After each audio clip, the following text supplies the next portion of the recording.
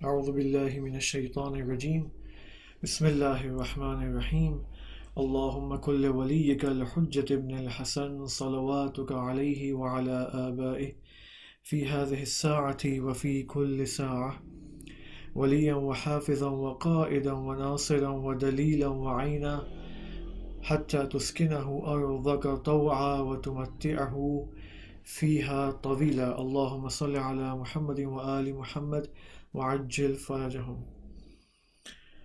الحمدللہ، قصہ حضرت آدم علی نبینا و آلہ و علیہ السلام ہم وارد ہو چکے ہیں۔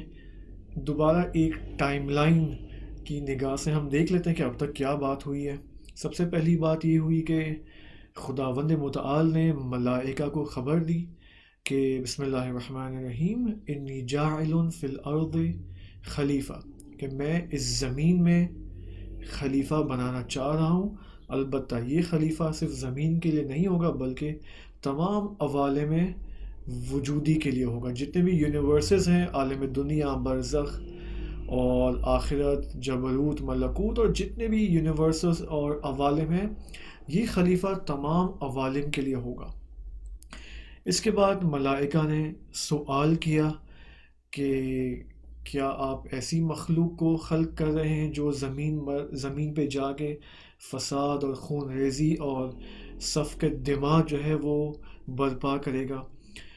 تو یہاں پر خدا نے جواب دیا کہ انی اعلم ما لا تعلمون، میں اس چیز کا علم رکھتا ہوں جو تم نہیں رکھتے ہو۔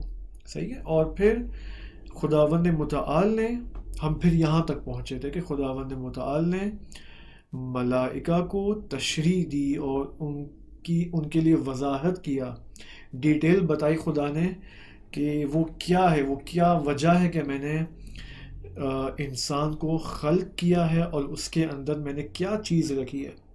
ٹھیک ہے۔ اور ہم پھر پہنچے تھے کہاں پر؟ تعلیم اسما پر، اور کہا تھا کہ خداوند متعال کا مقصد جو خلیفہ خدا کو، انسان کو بے عنوان خلیفہ بنانا ہے، وہ یہ کہ خدا چاہتا ہے کہ اس کے تمام اسماء، تمام اسماء جو ہیں وہ جو کہ ان لمیٹڈ ہیں، لامحدود ہیں، تمام اسماء کو اس عالم میں متجلی کرنا چاہتا ہے، ظاہر کرنا چاہتا ہے، آشکارا کرنا چاہتا ہے۔ صحیح۔ تو یہ مقصد خلقت ہے۔ البتہ ممکن ہے آپ یہ پوچھیں کہ یہ تو انسان کو کریٹ کیے بغیر، انسان کو خلق کیے بغیر بھی خدا یہ کام کر سکتا تھا۔ ابھی ایک الگ ٹاپک ہے، اس میں ہم نہیں جا سکتے کہ کیا وجہ ہے کہ انسان کو ہی خلق کر جو ہے وہ اپنے اسما جو ہے خدا تمام عالم میں متجلی کرنا چاہتا ہے، بغیر انسان کو خلق کیے یہ کام نہیں ہو سکتا تھا۔ یہ سوال ویلڈ ہے، اس کا جواب لیکن فی الحال نہیں ہو پائے گا۔ یہ انسان شناسی کے ہائر لیولز کا ایک ٹاپک آ جاتا ہے۔ صحیح۔ تعلیم اسما کی بات کی تھی، اور یہ کہا تھا کہ علامہ طباطبائی نے جو المیزان کے اندر یہ بات فرمائی تھی کہ اسماء الہی زندہ مخلوقات ہیں، ذی شعور ہیں ان کے اندر، صاحب عقل ہیں، ٹھیک ہے، اور حقیقت زندہ ہے۔ صحیح ہے۔ اور اب میں زیادہ اس ٹاپک میں ہم نہیں جا سکتے۔ آئی ایم شیور کہ آپ کو اس ٹاپک کے حوالے سے انٹرسٹ زیادہ ہوگا کہ اسماء کیا ہے در حقیقت، یعنی اس کا کیا مطلب ہے۔ اسماء جو ہیں وہ ایک زندہ حقیقت ہیں اور صاحب عقل ہیں، اور اس کا انسان سے کیا تعلق ہے۔ اب اس کے بارے میں ہم نہیں جا پائیں گے زیادہ ڈیٹیل میں، لیکن میں ایک بات سے بتا دوں، وہ یہ کہ جتنے بھی اسماء الہی ہیں وہ مدبرات عالم ان کے ہاتھ میں ہیں۔ خدا نے اس عالم کی تمام تدبیریں اسماء کے سپرد کی ہیں۔ ٹھیک ہے۔ مثال کے طور پر ہم خود، آپ دیکھیں، ہم خود شاید نہیں جانتے لیکن انہی اسماء کو ہم اپنے کام میں لاتے ہیں۔ ٹھیک ہے۔ مثال کے طور پر جب ہم کھانا کھاتے ہیں، کھانا کھانے کو عربک میں کیا کہتے ہیں؟ طعام۔ صحیح ہے۔ اور خداوند متعال کا ایک اسم ہے مطعم یا مطعم، اے، اس کا لفظی ترجمہ یہ ہے اے کھلانے والے، صحیح ہے، اے طعام دینے والے، اے غذا دینے والے۔ تو جب ہم کھانا کھا رہے ہوتے ہیں تو یہاں پر اس میں مطعم خداوند متعال امپلیمنٹ ہوتا ہے، صحیح ہے۔ یا مثال کے طور پر جب ہمیں روزی مل رہی ہوتی ہے، اب روزی اور رزق یہ صرف فائنینشیل نہیں ہے، ہمارے ذہنوں میں رزق جو ہے فوراً، جیسے رزق کا لفظ آتا ہے ذہن میں، فوراً پیسہ اور کیش اور کریڈٹ کارڈ یہ سب ذہن میں آتا ہے، ٹھیک ہے، لیکن رزق فقط یہ نہیں ہے، رزق بہت ساری چیزوں کو شامل ہے۔ خود انسان جب علم حاصل کرتا ہے اس کو رزق کہتے ہیں۔ انسان کی مختلف چیزوں میں اس کی مدد ہوتی ہے، یہ بھی رزق خداوندی ہے، ٹھیک ہے۔ انسان کو خدا لمبی عمر دیتا ہے، فار ایگزامپل اگر خدا نے اس کی تقدیر میں یہ لکھا ہے کہ اس انسان کی عمر 50 سالہ ہوگی اور اس کے بعد اس کی موت ہو جائے گی، ممکن ہے انسان کچھ اعمال صالحہ انجام دے جس کے نتیجے میں انسان کی عمر میں اضافہ ہو، 50 سے 60 سال ہو جائے، تو یہ 10 سال اضافی کیا ہوگا؟ یہ رزق کہلائے گا انسان کا۔ تو رزق مختلف اس کی تقسیمیں ہیں اور کیٹیگریز ہیں، ٹھیک ہے۔ اب یہ جو خداوند متعال کا اسم ہے یا رازق، صحیح ہے، اس کے دو پہلو ہیں، ہر اسم کے دو پہلو ہیں۔ ایک یہ کہ یہ لفظ ہے یا رازق میں اپنی زبان سے ادا کر رہا ہوں، اور ایک اس رازق ہونے کی حقیقت ہے۔ یہی رازق ہونا، یہ اسم خداوند متعال، یہ آپ اس کو سمجھے یہ ایک پورا نظام ہے۔ خدا نے تمام عالم کو، اس پورے عالم کو رزق پہنچانے کا جو نظام جس کو سپورٹ کیا ہے وہ اسم رازق کو سپورٹ کیا ہے۔ اس اسم رازق کا کام ہے کہ تمام عالم کو جو ہے وہ رزق فراہم کریں، صحیح۔ مثال کے طور پر آپ دیکھیں حدیث میں ہے کہ اگر انسان فجر کے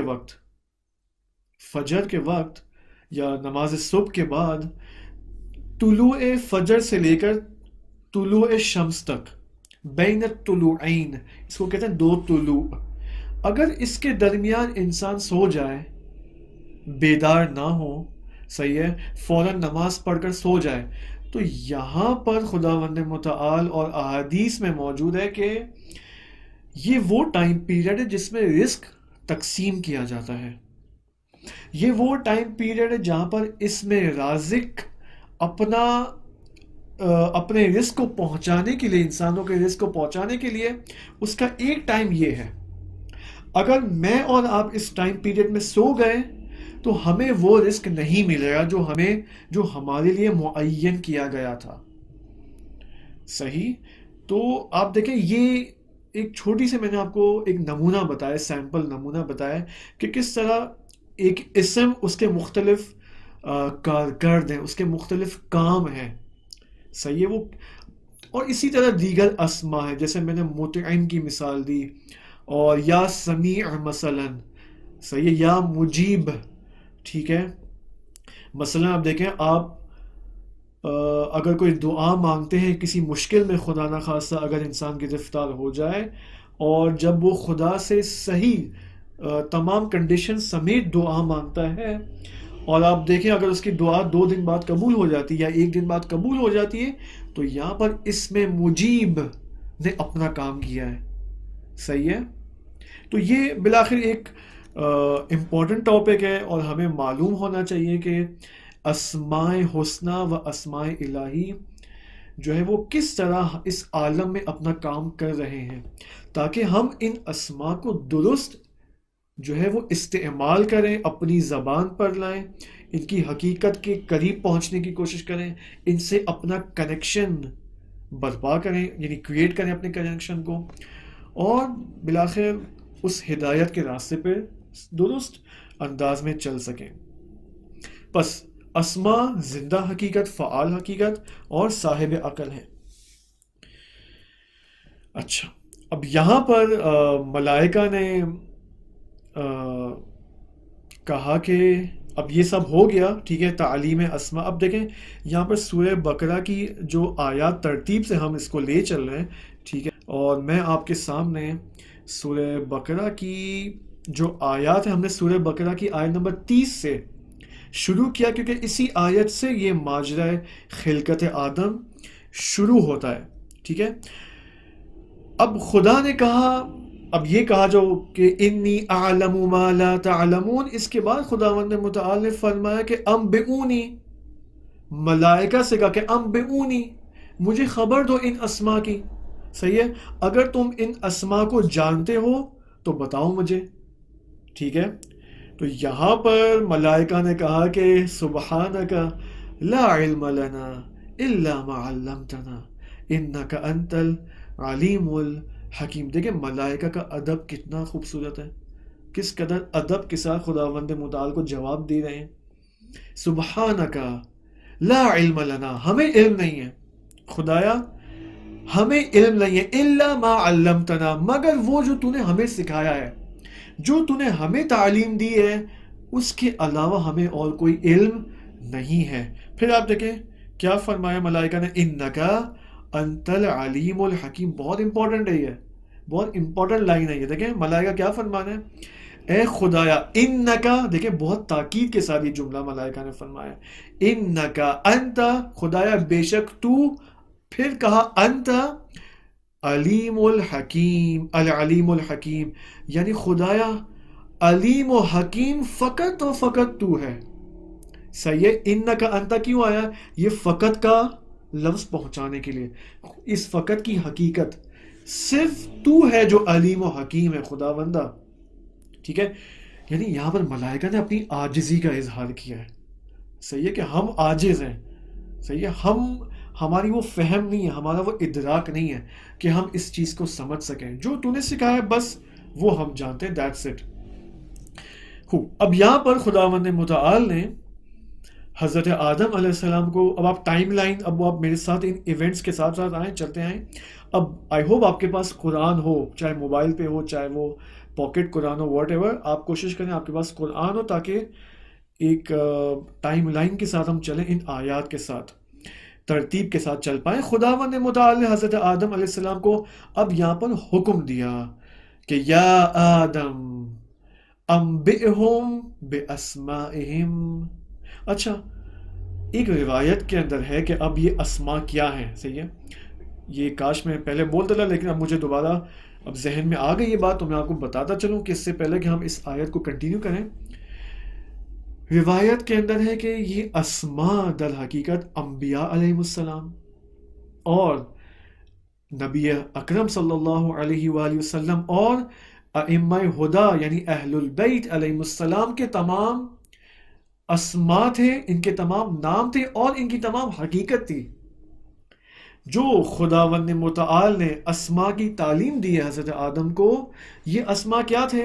انبیاء اور اہل البیت علیہ السلام کی حقیقت، ان کی معرفت، تمام لیولز آف معرفت سمیت خداوند نے یہ تعلیم دی حضرت آدم علیہ السلام کو. اب یہ ایک روایت میں 2-3 جگہ میں نے یہ روایت کے اندر دیکھا، یہ بحث طلب ہے، یہ قابل صحبت ہے، اس کے اوپر بات کرنا ضروری. اب میں نے یہ روایت کہہ دی آپ کے سامنے، آپ اس کو فوراً وہ مت لیں کہ اچھا یہ تو ایسا ہے، نہیں، اس کے اوپر ڈسکشن کی ضرورت ہے. کیا مطلب؟ صحیح ہے. اس کا کیا مطلب ہے کہ اسما یعنی اہل البیت، اسما یعنی انبیاء علیہ السلام کی حقیقت. صحیح ہے. اور دوسری طرف سے اسما کا کام یہ ہے کہ تمام عالم کو تدبیر کرتے ہیں، یعنی آیا اہل البیت علیہ السلام پورے عالم کو تدبیر کرتے ہیں؟ آیا تمام پلاننگ اہل البیت کے ہاتھ میں ہے؟ یعنی یہ تمام سوالات اٹھتے ہیں انسان کے پاس. ٹھیک ہے. انشاءاللہ اگر ہمارے اندر طلب موجود ہو، آپ کے اندر طلب موجود ہو، تو انشاءاللہ حتمت خداوند متعال اس طلب کی اجابت بھی کرے گا. اور امید ہے کہ میں آپ کو ریکمینڈ کروں گا کہ آپ تفسیر المیزان، اس کے ترجمے ہو چکے ہیں، انگلش میں بھی موجود ہے، اردو پہ بھی موجود ہے، اور آج کل ٹیکنالوجی کے زمانے آئی ایم شیور کہ نیٹ پہ بھی ہونا چاہیے. صحیح ہے. آپ اس کو کوشش کریں، اس کو حاصل کریں اور مطالعہ کرنے کی کوشش کریں. خدا نے حضرت آدم علیہ السلام کو اب سورہ بقرہ آیت نمبر 33 میں آدم علیہ السلام کو حکم فرماتا ہے کہ یا آدم انبئہم باسمائہم، اے آدم ملائکہ کو خبر دو ان اسما کے بارے میں. صحیح ہے. اب آدم علیہ السلام کے پاس ان تمام اسما کی حقیقت موجود ہے ان کے وجود کے اندر تعلیم کے ذریعے، اور تمام عوالم وجود بھی آدم کے پاس موجود ہیں. صحیح ہے. آدم اگر زمین کے لیے بنائے گئے ہیں، اس کا مطلب یہ نہیں کہ آدم کو فقط زمین کا علم ہے، عالم زمین کا نہیں ہے. آدم علیہ السلام کو تمام عوالم وجودی کا علم ہے. تمام عوالم وجودی آدم علیہ السلام کے ہمراہ ہیں، ساتھ ہیں. اب ان عوالم وجودی کے ساتھ خداوند متعال کہہ رہا ہے کہ یا آدم انبئہم باسمائہم، ملائکہ کو اسما کی خبر دو. نہیں کہا آدم کو کہ تم تعلیم دو اسما کی، بلکہ کیا کہا؟ خبر دو. خوب. اچھا، جب آدم علیہ السلام نے خبر دی اسما کی، تو خداوند متعال نے اب ملائکہ کو دوبارہ یہ بات کہی. صحیح ہے. الم اقل لکم انی اعلم غیب السماوات والارض. صحیح ہے. جب ملائکہ کو آدم نے خبر دے دی تو خدا نے کیا کہا؟ کیا میں نے تمہیں نہیں کہا تھا کہ میرے پاس غیب سماوات والارض کا علم ہے، کی نالج ہے؟ اب جو مفسرین جو اس غیب کی تفسیر کرتا ہے کہ یہاں پر غیب السماوات والارض سے مراد وہی اسما ہے. صحیح ہے. تو یہ خداوند متعال نے ملائکوں کو کہا، اور پھر خداوند متعال نے اب یہ جملہ فرمایا. دیکھیں، وَأَعْلَمُ، میں جانتا ہوں، مَا تُبْدُونَ وَمَا كُنْتُمْ تَكْتُمُونَ. صحیح ہے. خداوند متعال نے یہ کہا کہ میں ہر وہ چیز جانتا ہوں، ما تبدون، جو تم آشکار کرتے ہو، وما کنتم تکتمون، اور جو تم پنہان کرتے ہو. بہت امپورٹنٹ ہے یہ، اٹس ویری امپورٹنٹ. خدا ہر چیز کو جانتا ہے. ہم یہ سمجھتے ہیں کہ خدا شاید بعض چیزوں کو نہیں جانتا ہے. میں نہیں کہہ رہا کہ ہم نہیں سمجھتے. میرا مطلب یہ ہے کہ ہم جب اپنے اعمال میں مشغول ہوتے ہیں، when we are busy in our activities، تو ہمارا سب کانشیس ہمیں یوں کہتا ہے کہ شاید خدا کو نہیں معلوم ہوگا، یعنی خدا کو پرابلم نہیں ہے. صحیح ہے. اگر میں اپنا ٹائم ضائع کر رہا ہوں، خدا نخواستہ کسی گناہ میں مشغول ہوں، کسی کی غیبت کر رہا ہوں، تو اس وقت جو ہے میرا سب کانشیس یہ کہے گا یار کوئی پرابلم نہیں ہے، یار مسئلہ نہیں ہے. ٹھیک ہے. لیکن خدا کیا کہہ رہا ہے؟ دیکھیں یہ بہت امپورٹنٹ، اس کے اوپر ابھی ہم ڈسکس کریں گے دوبارہ. وَأَعْلَمُ مَا تُبْدُونَ وَمَا كُنْتُمْ تَكْتُمُونَ. تمام آشکارا چیزیں جو اوپن ہے، نظر آنے والی ہیں، اور تمام پنہان چیزیں، یہ سب خدا کو معلوم ہے. کیا مطلب پنہان چیزیں؟ کیا مطلب چھپی ہوئی چیزیں؟ کیا مطلب ہڈن چیزیں؟ اس کا مطلب یہ ہے کہ خداوند متعال ہر وجود، جو بھی وجود ہے، اس کے مختلف لیئرز ہیں. مثلا آپ اور میں انسان ہیں، ہم انسان کی بات کرتے ہیں، باقی موجودات کو چھوڑ دیں. انسان کے مختلف لیئرز ہیں، مختلف سطوح ہیں. لیئرز کو اردو میں کہتے ہیں سطح. صحیح ہے. سین طا ہا، سطح کی جمع سطوح. صحیح ہے. اس کو انگلش میں کہتے ہیں لیئر اینڈ لیئرز. صحیح ہے. انسان کے روح کے اور اسپرچولیٹی کے اور اس کے جو اعمال انجام دینے کا جو روٹ ہے، جو سورس ہے، اس کے مختلف لیئرز ہیں. صحیح ہے. ہم کہتے ہیں نا کہ فلاں شخص نے بہت ہی اخلاص کے ساتھ عمل انجام دیا ہے، بہت ہی خلوص کے ساتھ اس نے چیریٹی دی ہے، بہت خلوص کے ساتھ اس نے کورونا وائرس کے پیشنٹس کی مدد کی ہے. ٹھیک ہے. اب یہ کیا ہے؟ خلوص کے ساتھ، اخلاص کے ساتھ، یعنی جس سورس سے یہ عمل انجام پایا ہے وہ کوئی لیئر ہے، اس لیئر کے اندر یہ اخلاص موجود ہے. صحیح ہے. اب ایک لیئر نہیں ہے انسان کا، مختلف لیئرز ہیں. خداوند متعال انسان کے تمام چھپے ہوئے لیئر سے آگاہ ہے. خدا جانتا ہے کہ یہ عمل جو انسان کا ہے یہ کس لیئر سے نکلا ہے، یہ کس سطح سے نکلا ہے. یہ بہت امپورٹنٹ ہے یہ. اب ابلیس کی ہم مثال دیکھیں. صحیح ہے. اب یہ البتہ مفسرین یہ بھی کہتے ہیں کہ یہ جو کہا ہے خداوند متعال نے کہ وَأَعْلَمُ مَا تُبْدُونَ وَمَا كُنْتُمْ تَكْتُمُونَ، یہ آیت ابلیس کی طرف بھی اشارہ ہے. صحیح ہے، کیونکہ ابلیس جو ہے وہ ملائکہ کے درمیان تھا، اور اس نے جو ہے وہ اس کا جو کفر تھا، اس کا جو اندرونی کفر تھا وہ آشکار نہیں تھا۔ جب خداوند متعال نے ملائکہ کو سجدے کا حکم دیا کہ تم آدم کے سامنے سجدہ کرو، وہاں پر جب شیطان نے انکار کیا تو وہ جو اندرونی لیئرز تھے وہ آشکار ہو گئے، وہ آشکار ہو گئے۔ صحیح، تو اسی وجہ سے یہ آیت مفسرین کہتے ہیں ابلیس کی طرف بھی اشارہ ہے کہ میں سب کچھ جانتا ہوں، جو کچھ تم نے اپنے اندر پنہان رکھا ہوا ہے۔ صحیح ہے۔ اب یہاں پر ایک بات یہ ہے کہ امپورٹنٹ ہے، اب دیکھیں اس کو غور سے سنیں۔ اب یہ ایک بزرگ اور بلکہ بعض علماء کا قول ہے، اساتید اخلاق جو اخلاق کے جو درس دیتے ہیں، وہ یہ فرماتے ہیں کہ انسان، دیکھیں بہت شاکنگ بات ہے یہ، انسان کبھی اپنے کے وجود میں، کے یعنی ڈیپ، اپنے کے وجود میں متعفن ہوتا ہے، بدبودار ہوتا ہے، لیکن اس کی بو باہر نہیں آتی۔ دوبارہ کہوں میں کہ انسان کبھی اپنے کے وجود میں متعفن ہوتا ہے، اور اس کا تعفن اور اس کی بدبو باہر نہیں آتی۔ باڈیلی تعفن کی بات نہیں ہو رہی ہے، یعنی اس کے جو اعمال کا جو سورس ہے، لیئرز ہیں، اور اس کا جو نفس ہے، اس کی جو روح ہے، جو بھی آپ فی الحال کہیں، اس حوالے سے بات ہو رہی ہے کہ وہاں پر انسان بدبودار ہوتا ہے۔ صحیح، مثال کے طور پر اب حدیث میں ہے کہ جہنم کے اندر وہ شخص جس کی بدبو اور تعفن سب سے زیادہ ہوگا وہ عالم کا ہوگا۔ کون سا عالم؟ جو عالم بے عمل ہے، جو اپنے علم پر عمل نہیں کرتا۔ لوگوں کو تو کہتا ہے، تبلیغ پہ جاتا ہے اور لوگوں کو کہتا ہے کہ یہ کام اچھا ہے، اس کام کو انجام دو، اس کام کو انجام نہ دو، لیکن خود اس کے اوپر عمل پیدا نہیں ہوتا۔ تو یہ سب سے متعفن شخص ہوگا جہنم کے اندر۔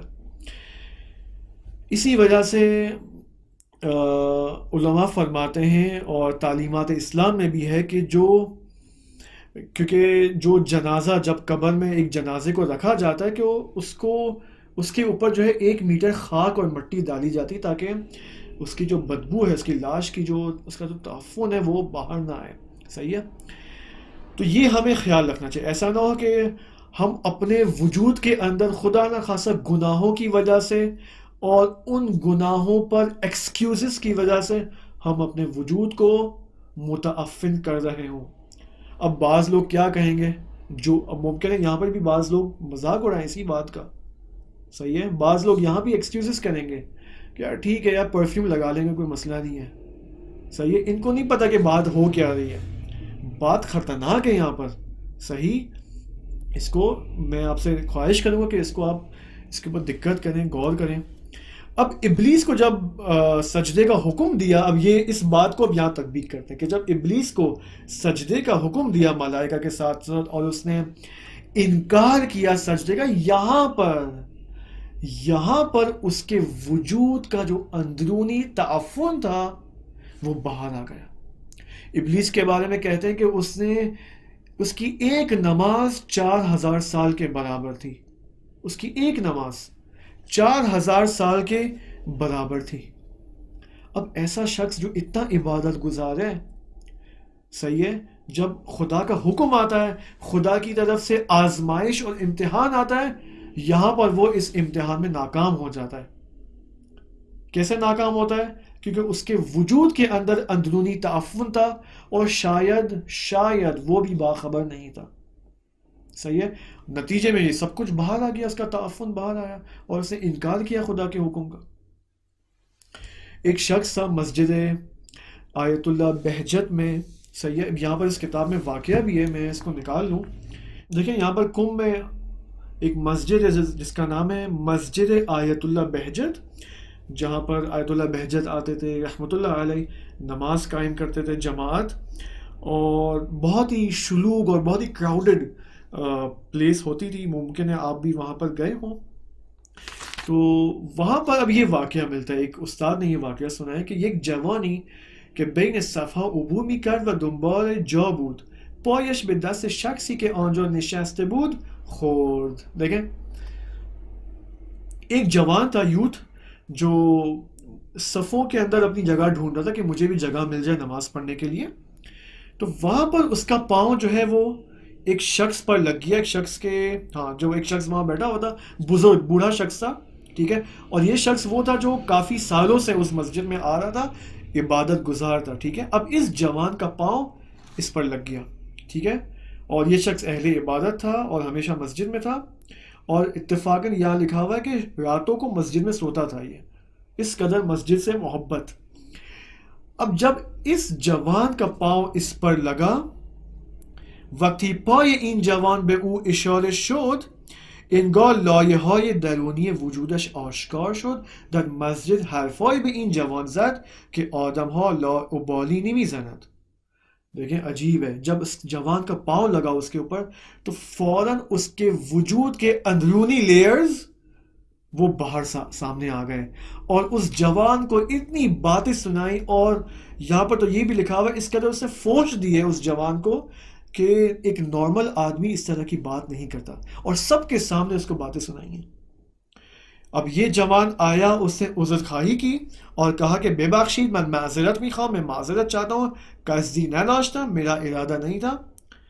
اما مگر آن شخص رہا کرد, لیکن بالآخر اس شخص نے وہ نہیں, اپنی بات سے وہ نہیں ہٹا, ٹھیک ہے, اور اپنی وہ باتیں یعنی سناتا گیا, اس شخص کو, جوان کو باتیں سناتا گیا, ٹھیک ہے. دوبارہ بعد از نماز مغرب شروع کر, نماز ختم ہوئی پھر دوبارہ اس کو باتیں سنانا شروع کر دی. عجیب نہیں ہے؟ ایسے شخص بھی ہوتے ہیں. یعنی خدا نہ خواستہ, دیکھیں آیت اللہ بہجت رحمۃ اللہ علیہ فرماتے ہیں کہ یہ مت سمجھو کہ ہم اور آپ یزید اور شمر نہیں بن سکتے. غور سے سنیں, آیت اللہ بہجت فرماتے ہیں کہ یہ مت سمجھو کہ میں اور آپ یزید اور شمر نہیں بن سکتے. ہم امتحان میں نہیں پڑے ہیں, ہمارا امتحان اس لیول کا نہیں لیا گیا ہے کہ ہماری نوبت وہاں تک آئے. ممکن ہے خدا اس امتحان کا اس لیول ہمارا لے, اور خدا نہ خواستہ ہم بھی اسی کیٹیگری میں شمار ہو جائیں جس میں یزید اور شمر ہو. تو ہمیں غور اور فکر کرنی چاہیے ان باتوں کے اوپر, اور اپنے نفس کی تہذیب اور تزکیہ نفس اور اپنے اعمال پر غور و فکر کرنا ضروری ہے. ایسا نہ ہو کہ ہم بھی اسی کیٹیگری میں آ جائیں. اوکے, اب ملائکہ نے, دوبارہ آتے ہیں بات پر, ٹھیک ہے. اگر آپ کو یہ فیل ہو رہا ہے کہ میں یہ جو بعض اوقات انسان جو ہے وہ اپنی اصلی بات سے نکل جاتا ہے اور کیا نام ہے فٹ نوٹ کی حد تک چلے جاتا ہے, ٹھیک ہے, اور بریکٹ باتیں زیادہ ہو جاتی ہیں, اگر آپ کو یوں فیل ہوتا ہے کہ یہ باتیں کرنا ٹھیک نہیں ہے, ٹاپک پر ہی قائم رہنا چاہیے, تو آپ مجھے حتماً یوٹیوب پہ یا فیس بک پہ واٹ ایور آپ جہاں بھی مجھے کمنٹ کر کے بتا دیں, تو پھر یہ واقعات جو ہے وہ پھر میں سنانا کم کر دوں, ٹھیک ہے. لیکن مجھے یوں فیل ہوتا ہے کہ اگر یہ واقعات ہم سنیں, ٹھیک ہے, تو اس کا اثر زیادہ ہے, ٹھیک ہے, اور کوشش یہی ہوتی ہے کہ یہ واقعات بحث اور ٹاپک سے ہی مضبوط ہو, ٹھیک ہے, ٹاپک سے ہٹ کر نہ ہو, اور ٹاپکس انہی واقعات کو جو ہے اثر ہمارے وجود میں زیادہ ہوگا, ٹھیک ہے, اور ان ٹاپکس کو ہم ایبزورب زیادہ کر سکتے ہیں. اوکے, اب ملائک خداوند متعال نے کہا کہ وَأَعْلَمُ مَا تُبْدُونَ وَمَا كُنْتُمْ تَكْتُمُونَ, ٹھیک ہے. اب یہ اس کے بعد خداوند متعال نے ملائکہ کو سجدے کا حکم دیا, ان کو سجدے کا حکم دیا, اور سورہ بقرہ کی آیت نمبر 34 اگلی جو آیت ہے وہ یہ کہ وَإِذْ قُلْنَا لِلْمَلَائِكَةِ اسْجُدُوا لِآدَمَ فَسَجَدُوا إِلَّا إِبْلِيسَ أَبَى وَاسْتَكْبَرَ وَكَانَ مِنَ الْكَافِرِينَ. صحیح ہے, جب ہم نے کہا ملائکہ سے کہ تم سجدہ کرو آدم کے سامنے, فَسَجَدُوا, تمام ملائکہ نے سجدہ کیا, إِلَّا إِبْلِيسَ, سوائے ابلیس کے. اب سارے ملائکہ نے سجدہ کیا ہے, صحیح ہے. قرآن میں مختلف تاکیدات الگ الگ دیگر آیتوں میں بھی یہ بات آئی ہے, مثلا فَسَجَدَ الْمَلَائِكَةُ كُلُّهُمْ أَجْمَعُونَ. اب یہاں پر تاکیدات دیکھیں, اس آیت میں دیکھیں, فَسَجَدَ سجدہ کیا, الملائکۃ, الملائکہ میں الف لام آیا ہے, الف لام سے مراد تمام ملائکہ, یہ ایک دو کلہم، اب الف لام کے ذریعے خدا نے پہنچا دیا ہے. صحیح ہے.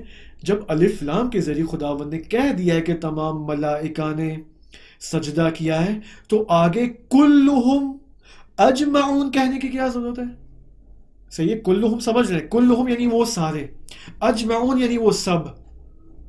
3 دفعہ خداوند متعال نے تاکید کی ہے، الملائکہ کلہم اجمعون. چرا کیوں؟ صحیح ہے. خدا تو بے جا تاکید یہاں نہیں کرے گا، حتماً یہاں کوئی بات ہے. یعنی یہاں پر ہمیں یہ دیکھنا ہوگا کہ سجدہ، ملائکہ نے جو سجدہ کیا ہے آدم علیہ السلام کے مقابلے میں، اس کی حقیقت کیا ہے. ٹھیک، ایک تو سجدہ کیا ہے، پھر حقیقت سجدہ کیا. یہ 2 چیزیں امپورٹنٹ ہیں. سب سے پہلا پوائنٹ یہاں پر یہ کہ دیکھیں ملائکہ جسمانی نہیں ہے، غیر جسمانی ہے. غیر جسمانی کو ہم ٹرمینالوجی میں کیا کہتے ہیں؟ اصطلاح میں مجرد، مجردات. صحیح ہے. ملائکہ مجردات عالم میں سے ہیں، نان باڈی ہیں. ٹھیک ہے، ان کی کوئی باڈی نہیں ہے. مثال کے طور پر جہاں پر اگر آپ فار ایگزامپل اس میٹر کی دنیا میں، عالم مادہ میں، آپ کہتے ہیں نا اوپر، رائٹ، لیفٹ، نیچے، آگے، پیچھے، یہ سب کہتے ہیں. مجرد کے اندر، عالم مجردات کے اندر اوپر نیچے آگے پیچھے نہیں ہے. یہ ڈائریکشنز نہیں ہیں وہاں پر، یہ صرف دنیا کے اندر ہے. ٹھیک ہے، یہ پہلا پوائنٹ. صحیح ہے. اور سیکنڈ بات یہ ہے کہ سجدے سے مراد وہ نہیں ہے جو ہم اس عالم دنیا میں سجدہ کرتے ہیں. مثلا نماز کے اندر اپنی پیشانی جو ہے وہ سجدگاہ کے اوپر رکھتے ہیں. صحیح ہے. اپنی باڈی کو پہلے نیچے لاتے ہیں، رکوع کے بعد سجود کرتے ہیں، جھکتے ہیں، اور اپنے 7 اعضاء جو ہیں وہ سجدے پہ رکھتے ہیں مصلی کے اوپر اور سجدہ کرتے ہیں. نہیں، یہ مراد نہیں ہے. 2 پوائنٹس ہوں گے یہاں پہ. اس ٹاپک میں ہم 2 پوائنٹس ہیں کہ سجدے سے مراد کیا ہے. کہ انسان جب ایک حقیقت عظیم، ایک عظیم حقیقت کو دیکھتا ہے، صحیح ہے، ایک بڑی حقیقت کو، کہ جو اس کے اندر ایک ہیبت طاری کرتی ہے. ہیبت یعنی پازیٹیو ہیبت. فار ایگزامپل آپ کسی، اب اگر میں آپ کو مثال دوں، شاید بہت ساروں نے ایکسپیرینس کیا ہوگا یہ. مثلا جو نجف جاتا ہے زیارت کے لیے کہ خدا تمام ہم سب کو جو ہے وہ نجف اور امام علی علیہ السلام کے حرم کی زیارت عطا فرمائے، اور اس کورونا کے ایام کا اختتام فرمائے، تاکہ یہ زیارت گاہیں بھی اور حرم اہل البیت علیہ السلام تمام کے تمام کھل جائیں انشاءاللہ، اور سب مومنین اور مومنات زیارت کے لیے جائیں. جب انسان نجف میں جاتا ہے تو وہاں پر بہت سارے افراد آیت اللہ سیستانی حفظہ اللہ سے ملاقات کرتے ہیں. جو شخص پہلی دفعہ جاتا ہے اور آیت اللہ سیستانی کو دیکھتا ہے، ان کے وجود مبارک کو دیکھتا ہے، تو آیت اللہ سیستانی کے وجود کی ہیبت اس کے اوپر طاری ہوتی ہے، اور نتیجے میں اس کے منہ سے نکل پڑتا ہے سبحان اللہ. ہوتا ہے نا، جب آپ کسی بڑی شخصیت کو دیکھتے ہیں تو سبحان اللہ نکلتا ہے. اس طرح کے بہترین کلمات نکلتے ہیں، جاری ہوتے ہیں ہمارے زبان کے اوپر. تو یہاں بھی یہی بات ہے کہ جب انسان ایک عظیم حقیقت کو دیکھتا ہے تو اس کے سامنے خضوع بجا لاتا ہے، خشوع بجا لاتا ہے. ٹھیک ہے، اس کو بھی ہم سجدہ کہتے ہیں. اس کو ہم کیا کہتے ہیں؟ سجدہ. جب حقیقت کے سامنے، عظیم حقیقت کے سامنے خضوع لاتا ہے، ٹھیک ہے، اور اس کے سامنے جھکتا ہے، تو اس کو سجدہ کہتے ہیں. تعظیم کرنا سجدے کی ایک قسم ہے. اور عالم مادی میں اس میٹر میں نے آپ کو بتا دیا کہ سجدہ یعنی پیشانی کو رکھنا. صحیح. اب یہ تو ایک معنی تھا، صحیح ہے. اب یہاں پر دقیق معنی ہے. پہلا معنی کیا تھا؟ فرسٹ میننگ کیا تھی؟ کہ ملائکہ نے وہ سجدہ نہیں کیا جو ہم دنیا میں کرتے ہیں. یہ پہلا معنی تھا. دقیق معنی یہاں پر یہ کہ ملائکہ نے آدم علیہ السلام کے سامنے سجدہ کیا، یعنی سارے انسان کی خدمت میں آ گئے. ملائکہ کا سجدہ یعنی انسان کی خدمت میں آ جانا. ٹھیک ہے، غور سے سنیں. یہاں پر نبی اکرم صلی اللہ علیہ وآلہ وسلم کی حدیث مبارک ہے جس میں نبی اکرم فرماتے کہ وَكَانَ وُجُودُهُمْ لِلَّهِ عَزَّ وَجَلَّ. صحیح ہے. عبودیتاً وَلِآدَمَ دیکھیں وَلِآدَمَ، اب دیکھیں یہاں واو ہے یا نہیں مجھے دیکھنا پڑے گا. وَلِآدَمَ طَاعَةً لِكَوْنِنَا فِي صُلْبِهِ. دوبارہ پڑھ لوں. وَكَانَ وُجُودُهُمْ لِلَّهِ عَزَّ وَجَلْ عُبُودِيَّةً، یعنی ملائکہ کا سجدہ در حقیقت خدا کی عبادت تھی. ایک یہ اس حدیث کا پہلا پارٹ، یہ ملائکہ کا سجدہ خدا کی عبادت تھی. وَلِآدَمَ طَاعَةً، اور آدم کا اکرام تھا. ایک طرف سے ملائکہ کا سجدہ خدا کی عبادت تھی. کیوں عبادت تھی؟ کیونکہ خداوند متعال نے حکم دیا ملائکہ کہ اسجدو، سجدہ کرو. ملائکہ نے اطاعت امر کیا، اور یہ اطاعت کرنا یعنی عبادت. ٹھیک ہے. دوسری طرف سے آدم کے لیے اکرام، طاعت. آدم کے لیے بھی طاعت، لیکن اس معنی میں کہ ملائکہ نے آدم کا اکرام کیا، احترام کیا اور اطاعت کی. کیوں؟ کیونکہ آدم نبی، بہت امپورٹنٹ، جب دیکھیں عجیب ہے یہ، نبی اکرم فرماتے لِكَوْنِنَا فِي صُلْبِهِ، کیونکہ نبی اکرم فرماتے کہ ہمارا وجود، ہم یعنی اہل البیت کا وجود آدم کے صلب میں موجود ہے. اس کو دیکھتے ہوئے ملائکہ، خداوند نے حکم دیا ملائکہ کو کہ سجدہ کرو، اور ملائکہ نے ان دونوں پہلوؤں کو دیکھا، خدا کی عبادت بھی کی اور آدم کا اکرام بھی کیا. کیوں؟ کیونکہ ہم اہل البیت کا وجود آدم کے صلب میں موجود ہے. اب اس کی کیا تفسیر ہے، کیا مطلب آدم کے صلب میں وہ موجود ہے، یہ ساری چیزیں کیا ہیں، ٹھیک ہے، اس کو بات کے لیے اور کبھی کسی اور فرصت میں دیکھیں گے اس کو. بس آدم علیہ السلام کے لیے اکرام و اطاعت، یعنی یہاں پر دیکھیں پوائنٹ جو ڈائریکٹلی ہمارے اعمال سے ریلیٹڈ، ہماری پریکٹیکل لائف سے ریلیٹڈ ہے. صحیح ہے. وہ یہ کہ آدم علیہ السلام کی خدمت میں آ جانا ملائکہ کا سجدہ، یعنی آدم کی خدمت میں آ جانا. صرف آدم نہیں بلکہ تمام انسانیت، ہم سب انسانوں کی خدمت میں ملائکہ کا آ جانا. تمام، دیکھیں کل بھی یہ بات ہوئی تھی کہ تمام ملائکہ اس عالم کے پلانرز ہیں، اس عالم کی تدبیر کرنے والوں. جو تدبیر کرنے والا، جو ایک تو خداوند متعال ہے، لیکن کس کے سپرد اسماء الہی کے بعد؟ ملائکہ کو. صحیح. ملائکہ اس عالم کے قوائے مدبرہ ہیں. اس کو ہم اگر تھوڑا عربک انداز میں کہیں تو قوت مدبرہ، عالم کی تدبیر کرنے کی جو قوتیں ہیں وہ یہ ہیں. صحیح ہے. کیوں؟ سوال، کیوں ملائکہ جو ہیں وہ اس عالم کی جو ہے وہ قوائے مدبرہ ہیں، پلانرز ہیں، تدبیر کرنے والے ہیں؟ کیونکہ انسان کو رشد، تعالی، پرفیکشن کے لیے جانا ہے، کمال کا راستہ طے کرنا ہے، اپنے اندر الہی کمالات کو وجود میں لانا ہے. صحیح ہے. اس وجہ سے خداوند متعال نے انسان کی آسانی کے لیے، کہ انسان آسانی سے ان کمالات کو اپنے وجود میں پیدا کر سکے، خداوند متعال نے ملائکہ کو کہا کہ جاؤ انسان کی خدمت کرو. صحیح. اچھا، میں نے آپ کے سامنے کیا کہا، غور کیا آپ نے کہ عالم، ملائکہ قوہ مدبرہ عالم ہے. یعنی دیکھیں یہ بہت امپورٹنٹ ہے. دیکھیں ملائکہ اگر عالم کی پلاننگ ان کے ہاتھ میں ہے، یہ میں عالم کا لفظ کیوں استعمال کر رہا ہوں، اس کا نتیجہ یہ لینا ہے کہ ملائکہ اور اس عالم میں جتنی بھی قوتیں ہیں، دیکھیں صرف ملائکہ تو قوتیں نہیں ہیں نا، ٹھیک ہے. خدا نے اس عالم کے، جیسے مثلا مثال فار ایگزامپل میں نے آپ کو رزق کی مثال دی، طعام کی مثال دی. فار ایگزامپل انسان مشکلات میں ہوتا ہے، اس کی مشکلات من حیث لا یحتسب حل ہو جاتی ہے، انسان کو پتہ بھی نہیں چلتا، اس کو امید نہیں ہوتی ہے کہ سامنے کوئی سورس نظر نہیں آتا، جہاں پر اس کو نظر نہیں آتا وہیں سے خداوند متعال اس کی مشکل حل کرتا ہے. یعنی یہاں پر ملائکہ درکار ہے، یہاں پر ملائکہ درکار ہے.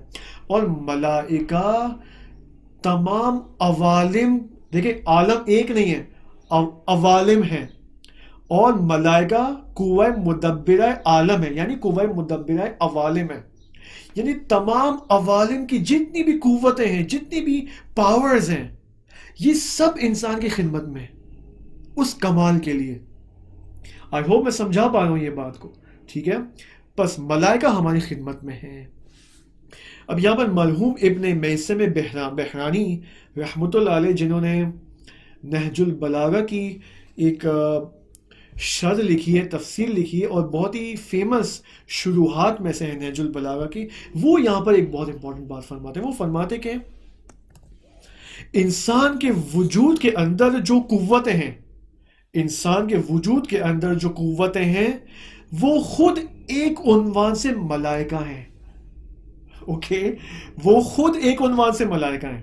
دیکھیں، ہمارے اندر عقل ہے، سوچنے کی صلاحیتیں ہیں، ہم عمل صالح کو انجام دیتے ہیں، ہم اچھے کاموں کی نیت کرتے ہیں، صحیح ہے، ہم بعض اوقات خواہشات کے مقابلے میں ڈٹ جاتے ہیں، اپنے نفس کی بات نہیں مانتے ہیں.